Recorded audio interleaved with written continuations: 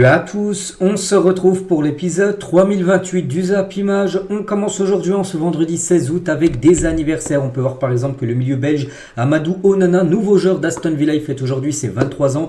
Il y a aussi le nouveau joueur de l'AS Monaco, Georges Ilné Kena, tout jeune joueur, il fête aujourd'hui ses 18 ans. Et par exemple, je sais pas, tiens, Diego Llorente, attaquant espagnol du Betis Séville, fête aujourd'hui ses 31 ans. On continue, on va parler maintenant de ce qui s'est passé lors de la soirée hier soir. On commence tout d'abord avec un match de barrage pour jouer la future Ligue Europa. C'était entre l'Ajax et le Panathinaikos. Au match aller, l'Ajax s'est imposé 1-0. Hier, c'est le Panathinaikos qui s'est imposé 1-0. Donc du coup, le score était à égalité parfaite. Du coup, ça s'est joué au tir au but et c'est l'Ajax Amsterdam qui s'est imposé lors de cette séance de tir au but. Mais une séance de tir au but totalement folle. Donc déjà là on peut voir les stats sur l'ensemble bien sûr du match, mais la séance tir au but, j'ai dit folle. Pourquoi? Donc ils sont qualifiés donc au tir au but complètement folle. 17 tirs au but de tirés de chaque côté. C'est quand même énorme, hein. Donc Bryan Brobbey a raté 2 balles de match durant la séance sans conséquence, hein, c'est fou. Bryan Brobbey, 2 fois il a tiré les pénaltys, 2 fois il a loupé.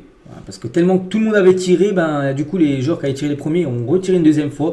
Et cet attaquant Bryan Brobbey, il a tiré 2 fois quand même côté Ajax. 2 fois il a loupé, mais son équipe s'est quand même imposée. Voilà, en tout, il y a eu 34 pénaltys tirés. C'est plutôt rare, hein, parce que des fois, au bout du 5e pénalty, enfin d'un côté ou de l'autre, voilà, on sait déjà qui a gagné. Là, c'était égalité parfaite. Regardez-moi cette série. Donc là, l'Ajax avait marqué ses 4 premiers, ils ont loupé le dernier.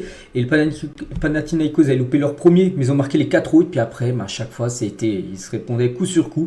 Et c'est l'équipe grecque, hein, qui a cédé avec 2 pénaltys loupés coup sur coup. Et du coup, c'est l'Ajax tout simplement qui passera au barrage maintenant pour jouer la Ligue Europa.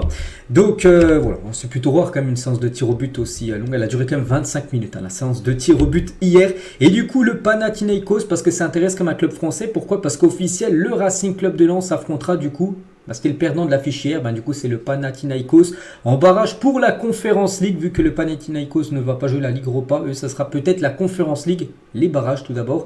Donc le match aller le 22 août prochain à Bollard et le match retour en Grèce du côté du Pana le 29 août prochain. Donc l'équipe qui gagnera lors du match aller, match retour, sera qualifiée en Conference League, et l'équipe qui perdra sera en rien du tout. Il n'y aura pas de Coupe d'Europe. La saison prochaine, on se souhaitera bonne chance bien sûr aux Lensois.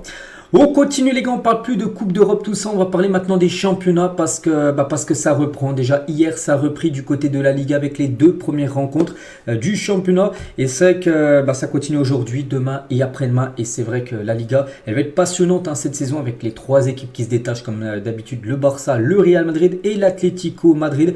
Bon, moi je mettrais quand même une pièce sur le Real au vu de l'effectif, en plus avec un Kylian Mbappé en renfort. Je pense que le Real est très armé, on peut dire, pour remporter la Liga, mais voilà, c'est un championnat, il y aura, on espère, beaucoup de suspense. Et concernant les 2 premières rencontres qui ont été jouées hier, donc tout d'abord il y avait un Betis Séville contre Girona.